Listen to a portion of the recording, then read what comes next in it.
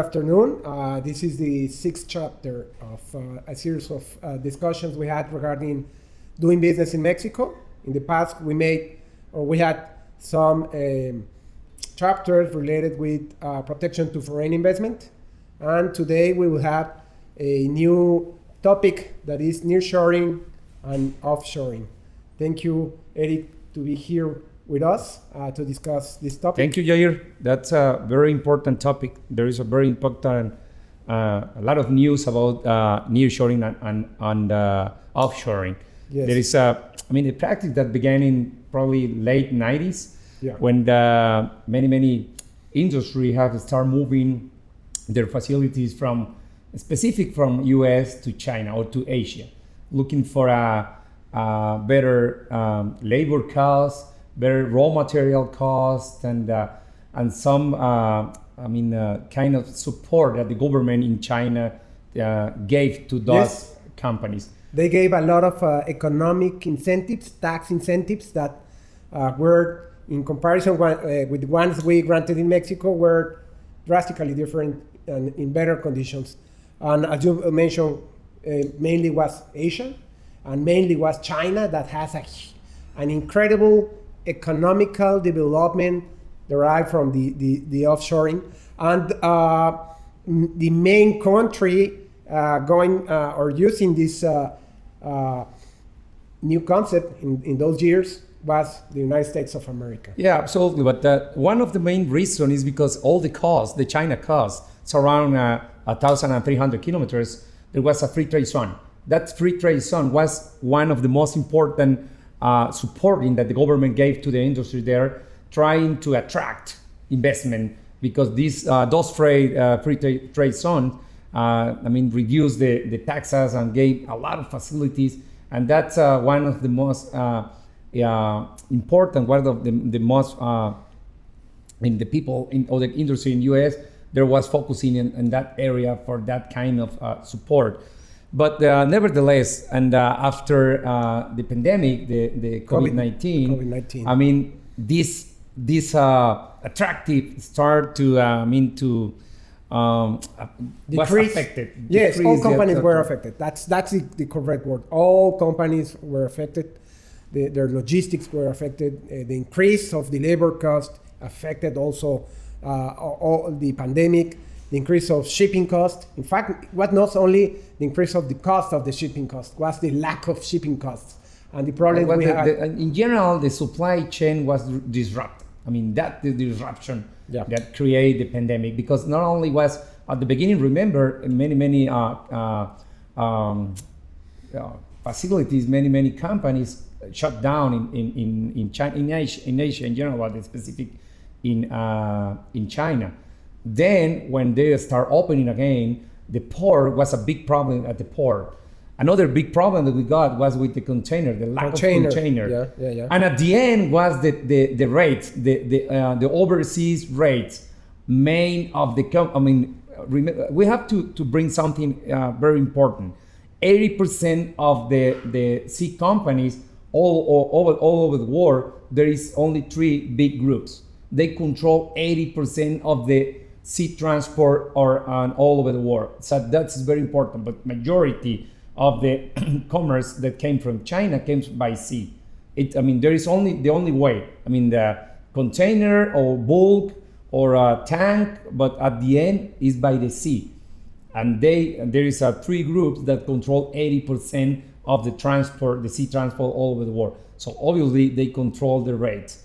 That was the first the comment. They say that there was lack of container, the port was closed, but in general was not correct. At the end, they want to get the control and take advantage of the situation.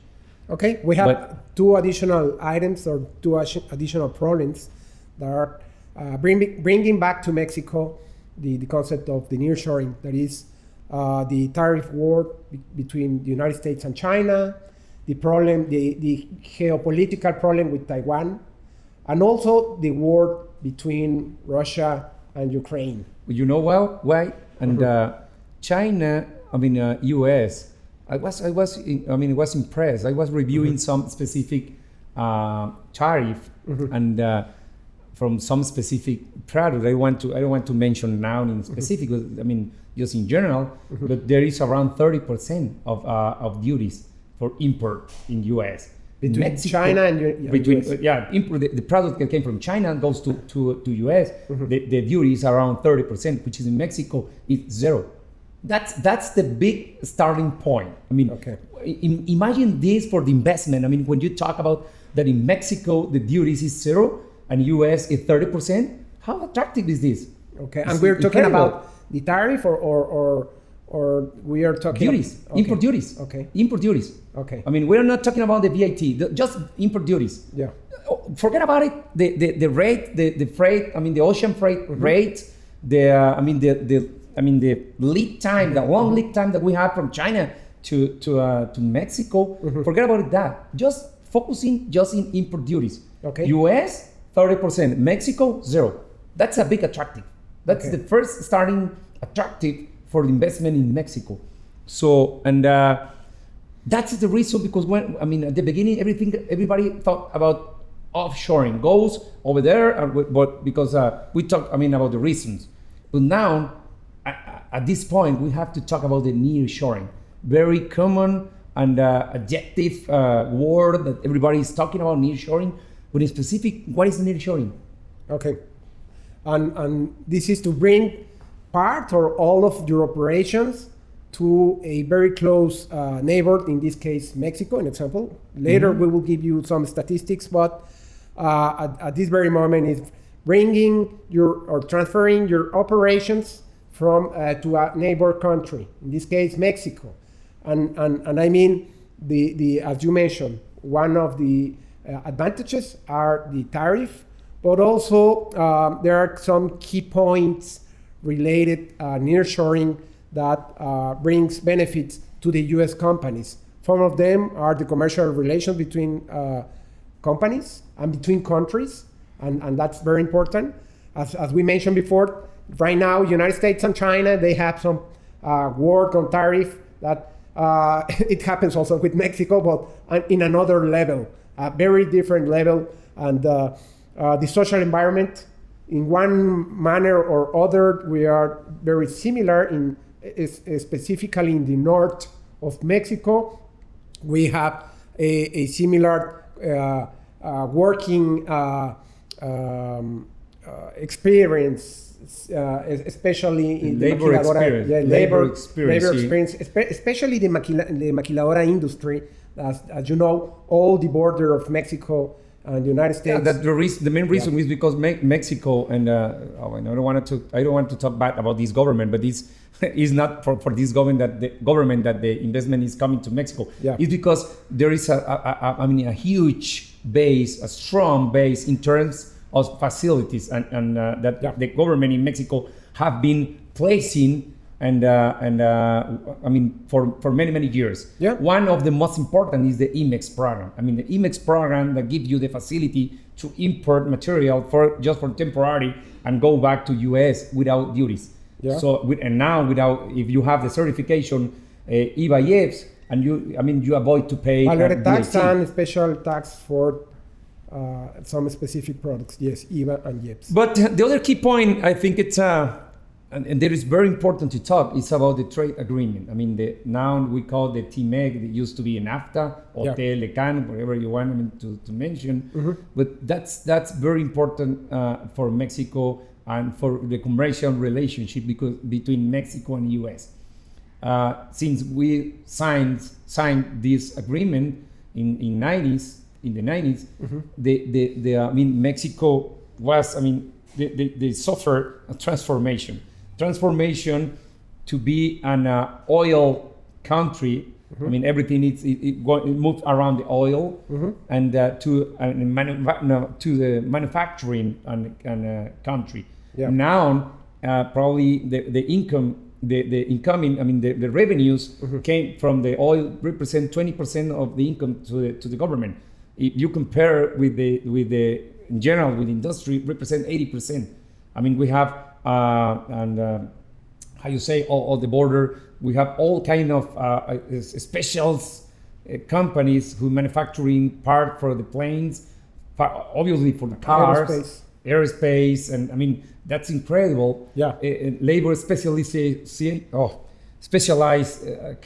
companies and specialized people in Mexico doing this special process for those specific industries, which is very important. So let's talk about the steps for implementing the practice of nearshoring here in Mexico, in example, but it's the creation of a mirror operation. I mean, you have your operation in the United States, you have operations abroad that might be in China, that might be in Japan, an example, and you are willing to transfer part of your operations to a nearby country, let's say in this our case, Mexico.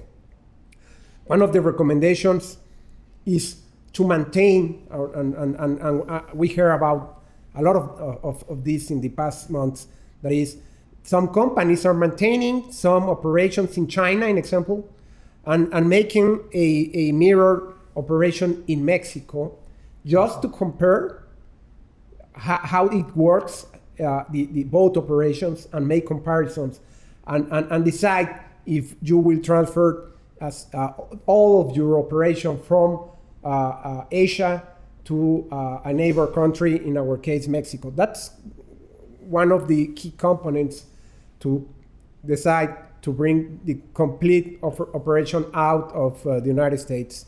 And as you mentioned before, the benefits are a huge number of benefits, including the tariff, the commercial relation between Mexico, the international treaties we have, not only related with the TMEC, with commercial affairs, but also we have treaties protecting foreign investment.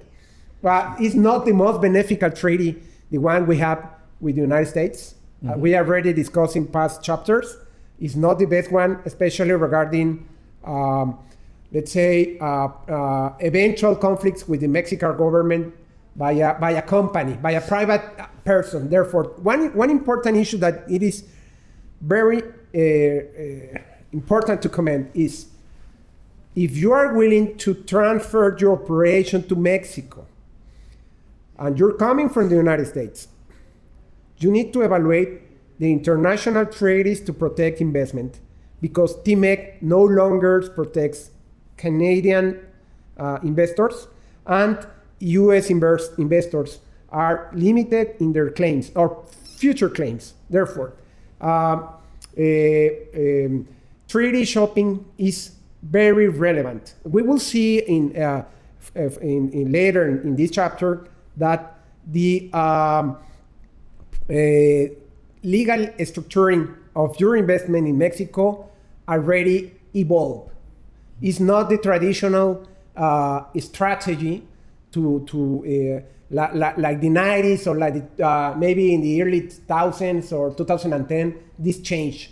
This strategy for doing business in Mexico right now need to attend from abroad international treaties and take advantage of and we will discuss later. In example, if you are willing to have a beer company, it will not be maybe the most recommendable area of setting a facility in the north of Mexico. You need to learn about that, because some companies suffered. They already finished the investment and they didn't start the operation. The projects were canceled. Therefore, you need to learn about Mexico and where is the best state of the country for specific industries. Well, that's very important, but we have to be in the same channel that there is a great opportunity in Mexico to move. To be the new China. I was reading the news the newspaper mm-hmm. last Sunday or Saturday that one of the main the main important people from the government was mm-hmm. here in Monterrey, and he said that Mexico will be the new China.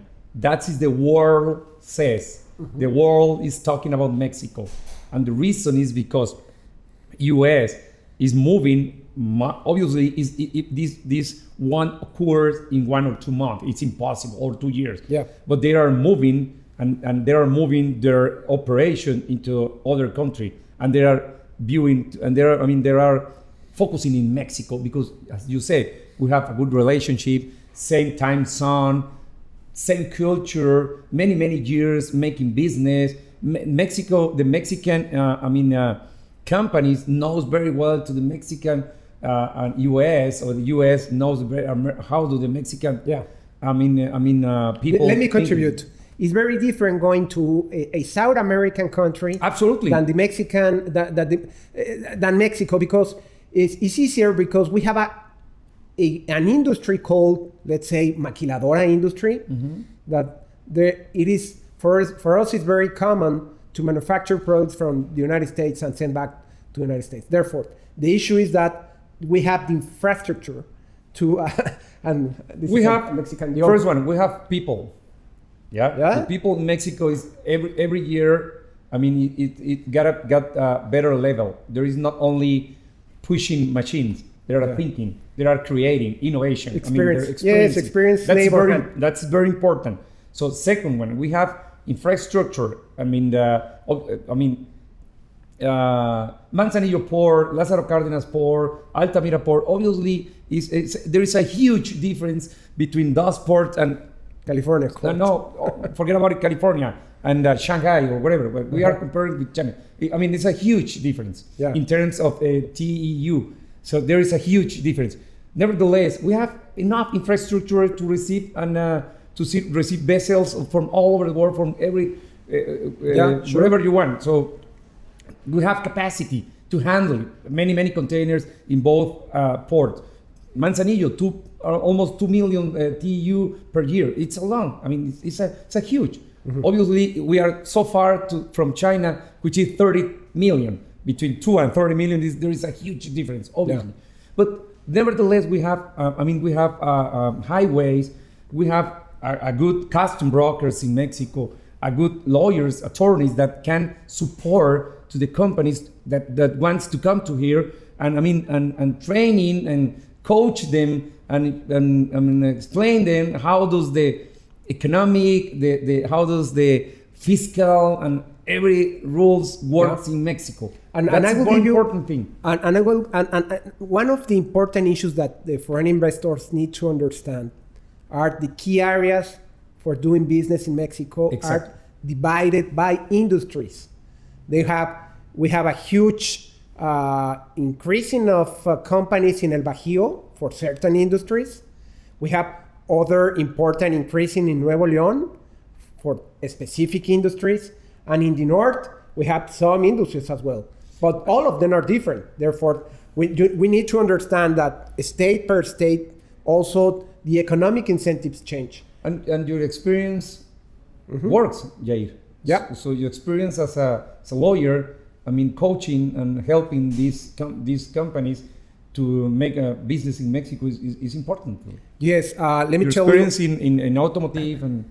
There are certain industries that need to be there. In example, but we are not talking about maybe maquiladora companies. There are certain industries that need to be in the specific city to work. For example, if you are willing to sell water, maybe you need. It's cheaper to manufacture in the city. You will be selling the water because maybe the transportation or the freight costs are more expensive than the water and than the bottled water. It is the same for maybe for beer. You need to be near to the locations where you will be supplying the beer. But even in those cases, the lobbying with authorities is very, very important. That's another key. The lobbying, this is expertise at the end.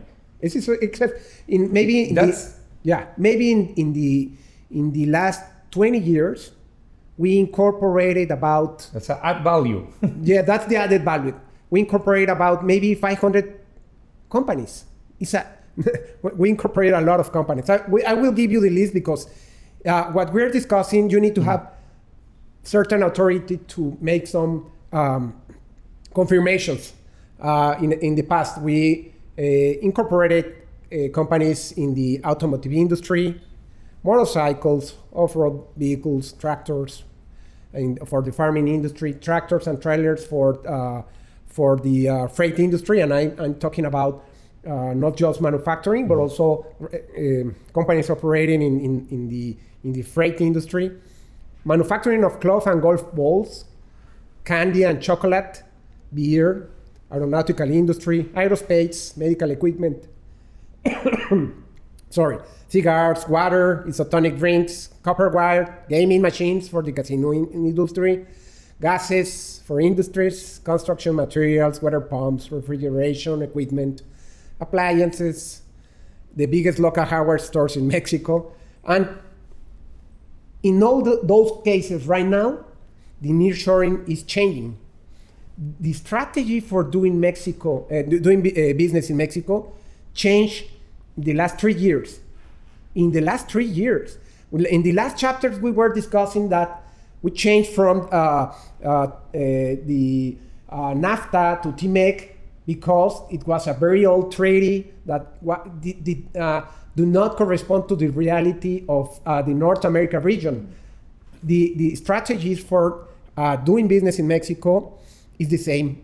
In 3 years from now, everything changed, especially the tax, the customs strategy, as well as the protection of your investment. Therefore, everything changed. Right now, when we decide how to incorporate a Mexican company, we perform a study with maybe 20 indicators. Mm-hmm. Those indicators, maybe one indicator is the tax, other indicator is the commercial, the customs matters, but there are a lot of indicators per state, per municipality, some from abroad, some from international treaties to protect foreign investment in Mexico, because as mentioned at the very beginning of this chat,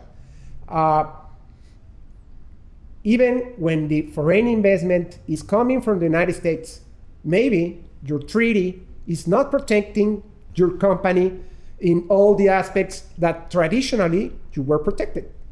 Or you think you are protected.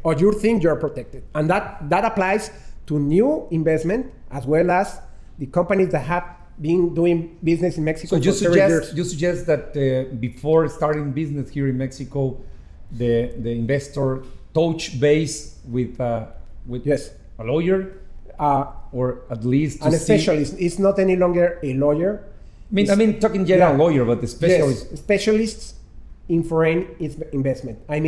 It is not the same to go to a traditional law firm doing business in Mexico City if you don't have the experience of doing business in the north of Mexico. Mm-hmm. Exactly. And even an attorney of Mexico City is allowed to exercise in the north of Mexico. It is not the same experience. I always say that in Mexico there exists in Mexico exists other 3 or 5 Mexicos inside Mexico. The border is one way to make business. Northeast is another way. The central is another way. Southeast is another. There exists many Mexicos inside Mexico.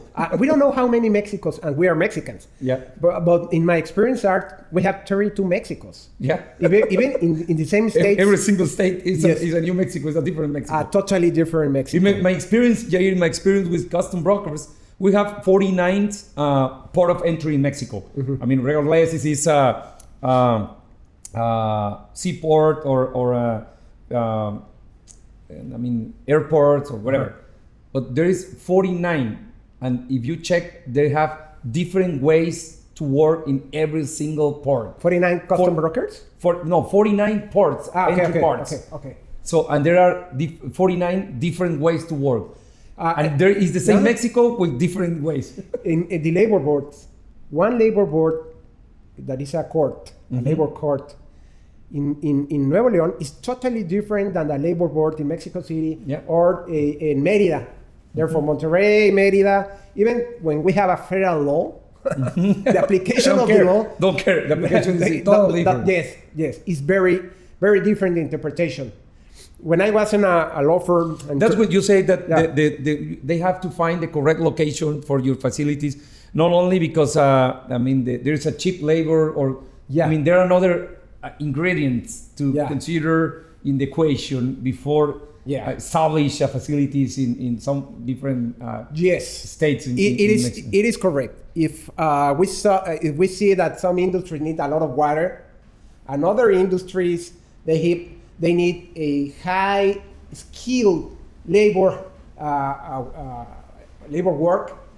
workers. In other words, therefore you will see that, in example, Nuevo León, we have a high skilled people. Exactly. But with a higher cost. Competitive, very high cost. But drastically higher compared with other states of Mexico. But again, what do you need?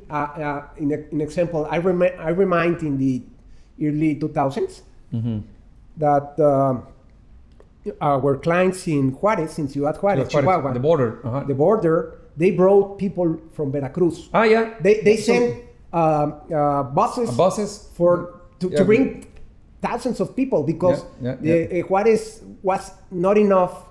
They don't have enough people to work in the maquiladoras because was a boom of maquiladoras in Juárez, and therefore you need to evaluate the number of skilled people you need, or the number of people you need in your operation, and considering that we will have a lot of companies coming from China, that will be an issue.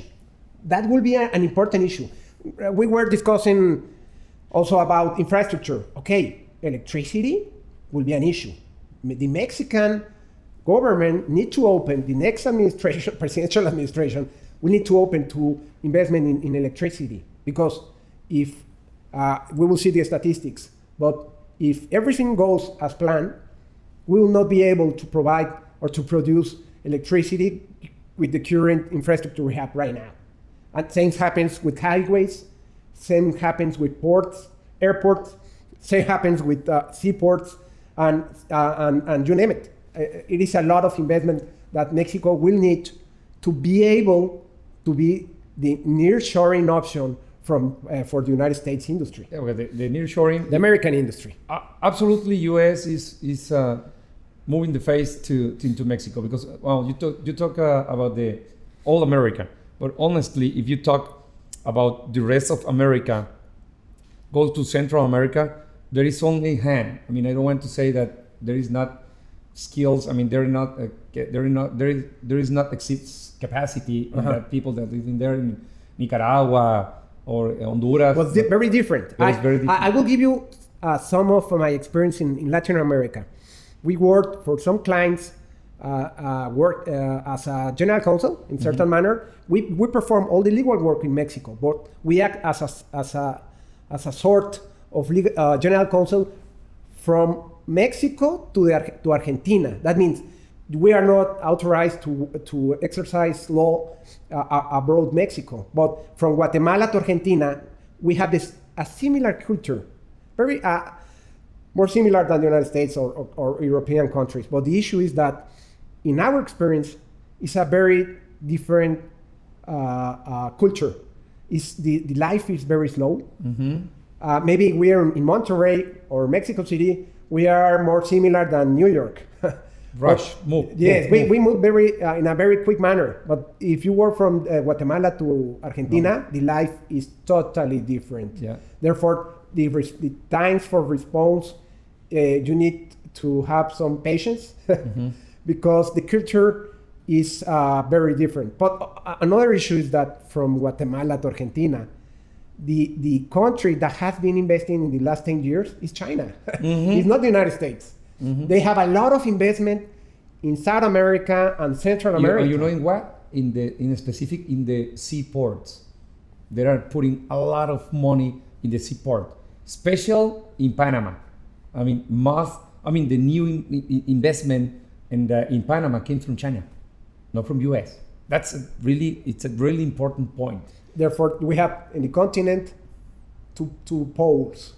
The pole from China and the pole from the United States and Canada, and the North America region has less investment from China. But again, one of the issues that you will see in the next figures is that China is coming in a very strong manner to Mexico also. Therefore, as a result of the pandemic, because they don't want to leave. They want to leave the business, the U.S. business.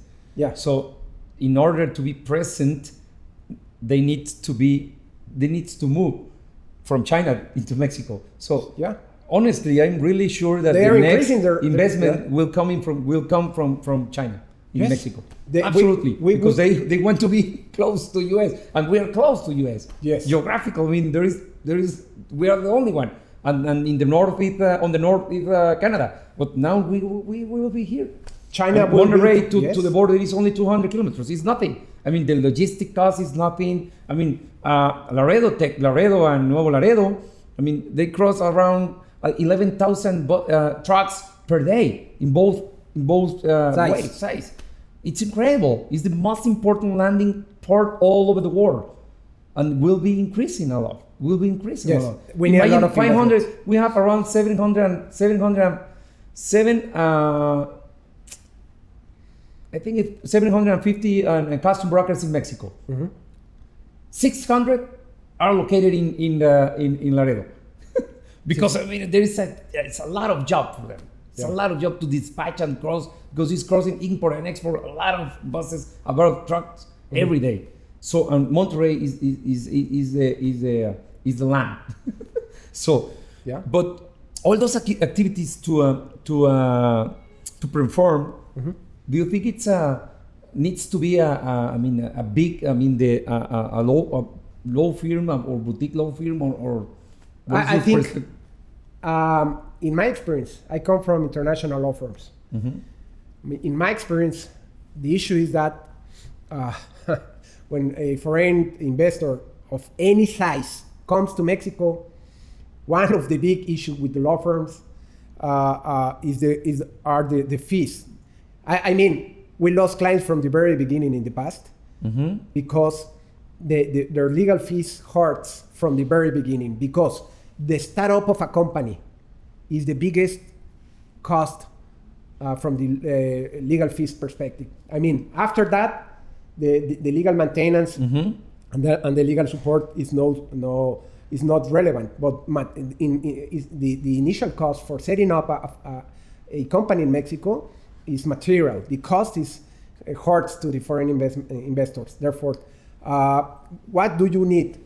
You need a team that knows what to do, where to do, and make decisions that will save costs to the company. Therefore, they need a commercial partner instead of a law firm that is not providing all the answers.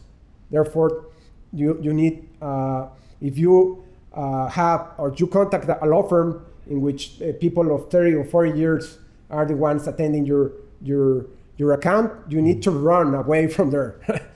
You run.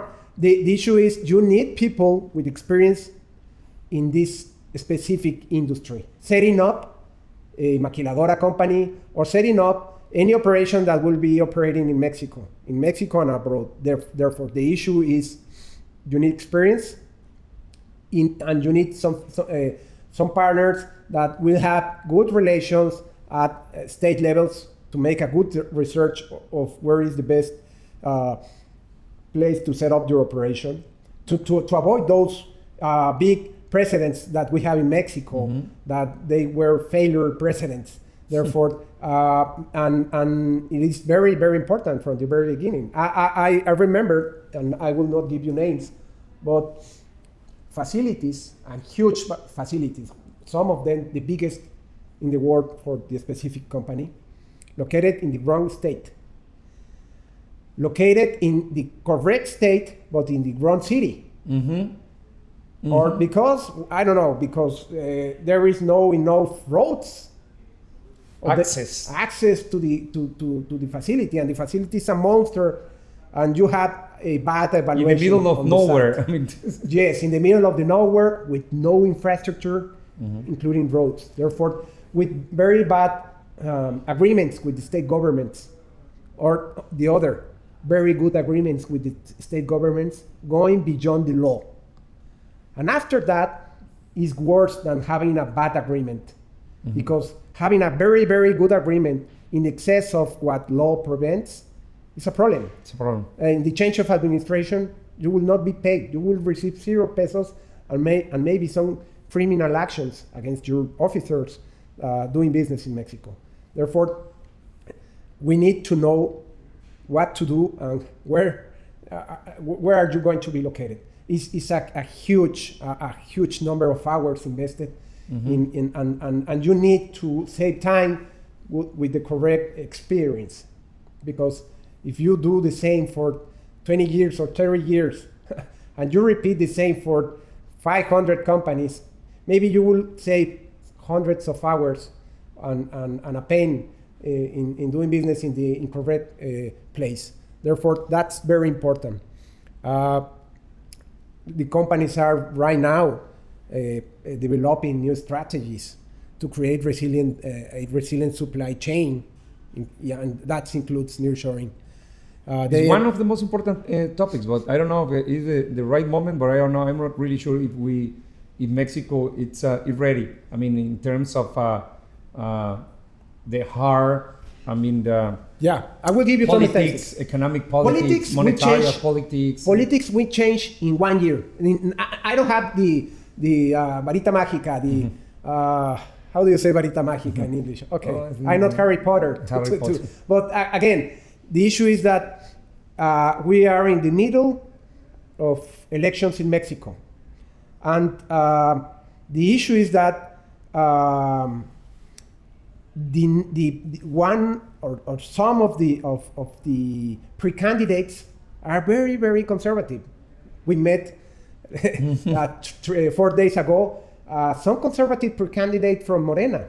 That is maybe they are pro-left or socialist or communist or any word we need to use. I think it is neutral. I mean, I think it's he's more neutral. He's more neutral. Therefore, we have a lot of pre-candidates that are more neutral than the current president. Therefore, if they understand what is the business environment for Mexico, they understand what we need of infrastructure to promote foreign investment. Therefore, I think we have some limited pre-candidates with the same line of thinking than Andrés Manuel.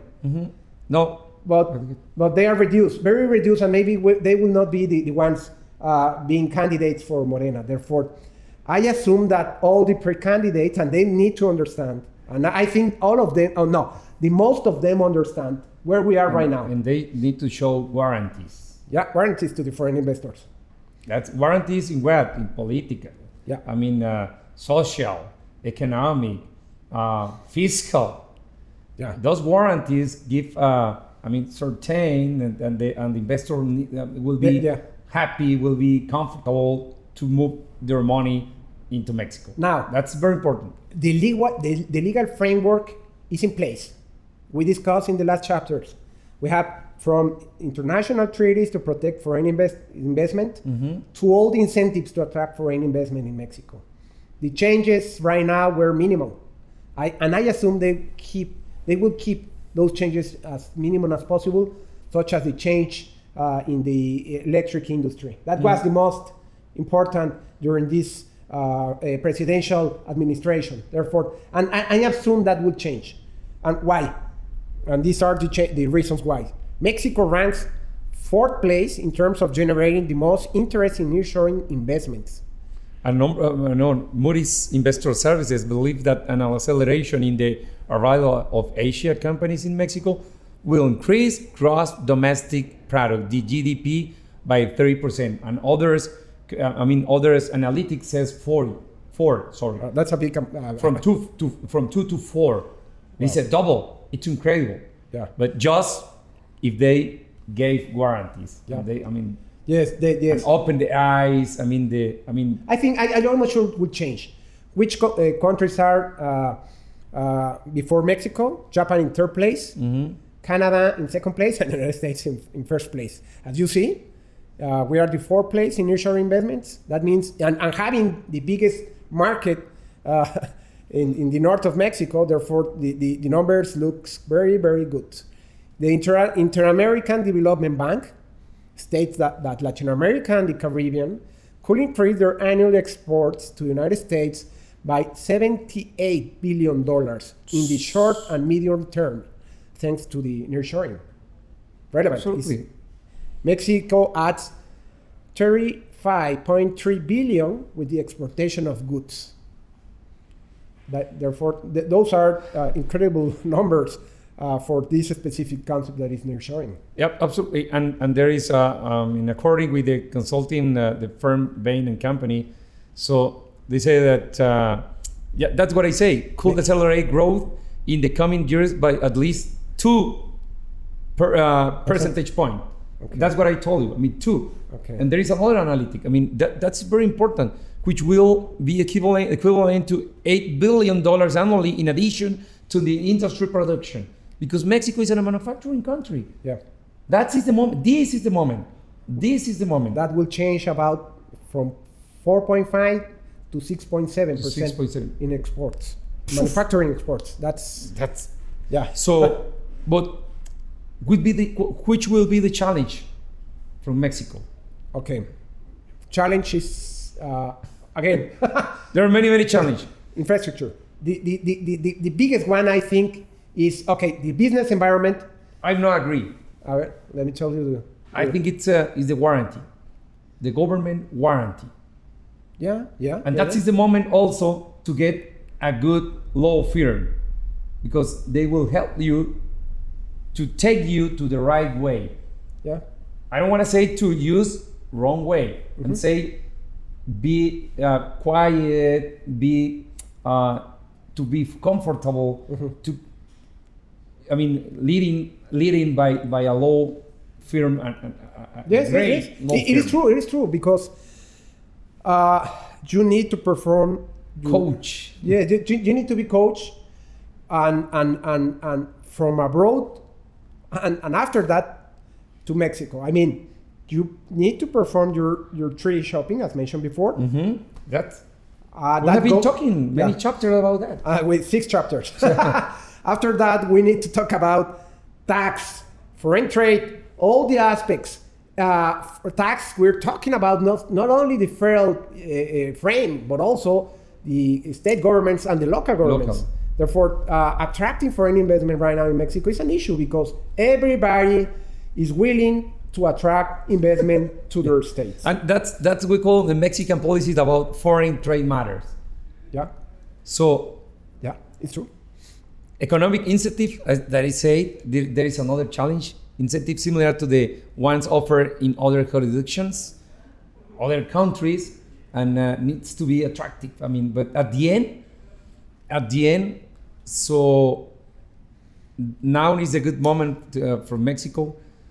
I believe with the new, the new president, wherever it comes, the party, if it's Morena, PRI, or PAN, or whatever, so needs to be focusing in this matter. I mean, this is the moment, and they need to open their eyes and send delegations to US and knock the doors and say what we are. So this is what we can offer you, and we have highways, port, airports, and Some logistics zones. all the candidate or pre-candidates, all the pre-candidates from the right side, the conservatives, they understand.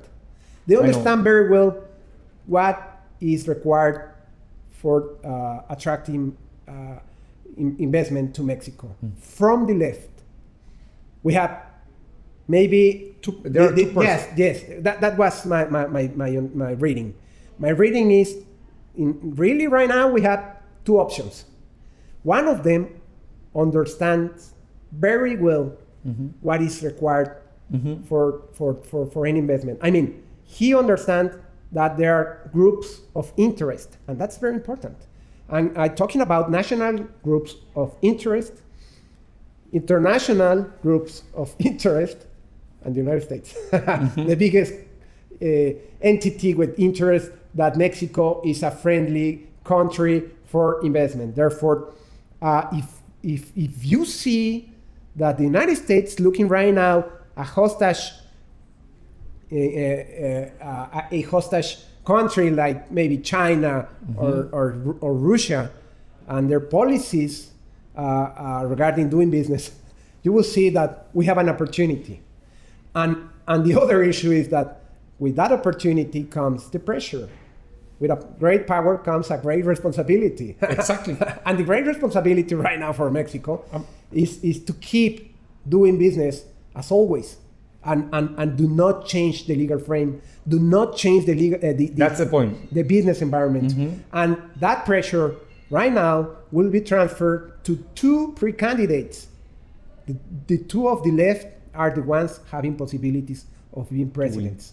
Therefore, the right now the big issue, or those two persons will be in the loop, and they will be evaluated by a lot of groups of interest, and you and me know that the groups of interest moves the world. Therefore, I think we will see in the next presidential elections, I almost sure that the issue is not for the right to win. They will lose.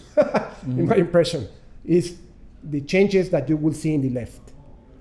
And the expectation. Yes. Right now, for example, the Marcelo Ebrard understood this game. He's right now in the social media. But it's the Ministry of the Exterior. I mean, yes, he knows. He knows very well his job. Exteriores is the people who knows the war, because he has been traveling around the war, knows the other culture, knows the other economy, and knows what the Mexico needs. He understands the game.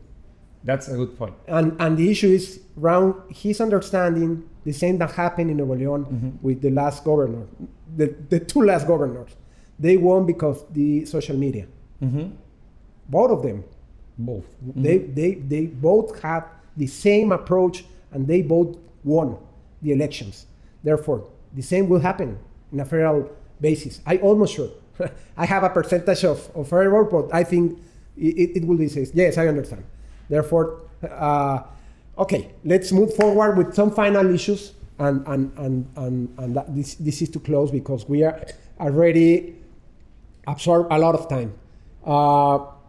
According to a report of the real estate services firm Newmark, it is estimated that about 79% of U.S. manufacturing companies in China have already started or have plans to relocate part of their operations in North America and Mexico, thanks to its geographical location, had managed to capitalize on at least 80% of the nearshoring globally. That's impressive. 79% of U.S. manufacturing companies in China. That means everybody.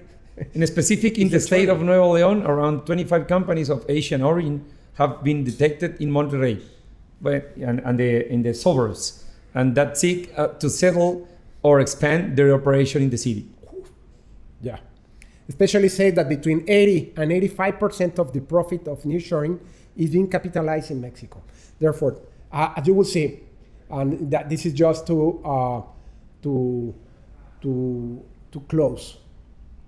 The pressure on politics will be huge. Huge, exactly. And the entrepreneurs in Mexico, the big company, the big group company, as we have here in Monterrey, will be making pressure. National and international. International, absolutely. And the companies pay the elections, even when in Mexico it's not allowed. Okay, thank you. Good, Jair. Thank you, and I think in the next chapter we will talk about a little bit about the TMEC. I want to discuss about the TMEC, some rules and with changes, and that's very important and topic, I think. Yes. Okay, right. Okay, but this will be next year. Yes. Merry Christmas and Happy New Year. Yes, it will be in the social media next year. Okay. Thank you.